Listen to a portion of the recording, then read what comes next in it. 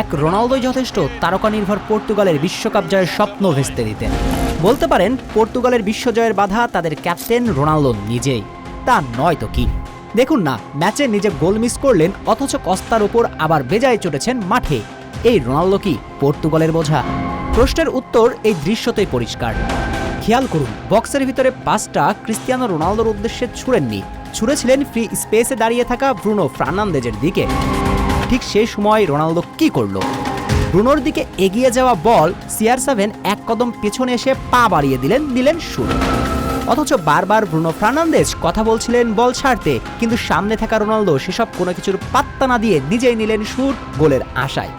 ফলাফল, পর্তুগাল তো গোলের সহজ সুযোগ মিস করলই, সঙ্গে দলের সেরা ফুটবলার ব্রুনো ফার্নান্দেজ চলে গেলেন হতাশায়। তাতেই ব্যাকফুটে পর্তুগাল।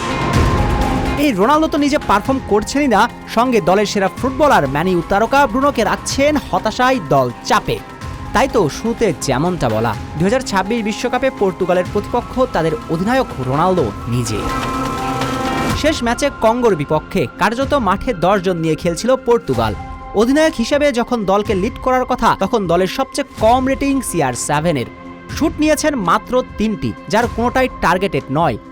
শুধু কি তাই, পুরো ম্যাচে মিডফিল্ডের বিল্ড আপে আসতে তো পারেনি, বরং ডিবক্সের মাঝে ঘোরাফেরা করেই সময় কেটেছে রনের। অথচ ঠিক ওই সময়ে সামনে থেকে নেতৃত্ব দেবার কথা ছিল সাবেক ম্যানচেস্টার ইউনাইটেড তারকার।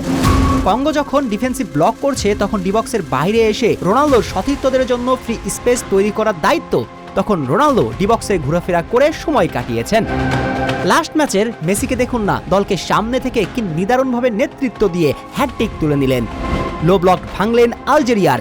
এর পরেও কি বলবেন না, এই রোনালদো এখন পর্তুগালের বোঝা? এটাই নিরেট খাঁটি বাস্তবতা।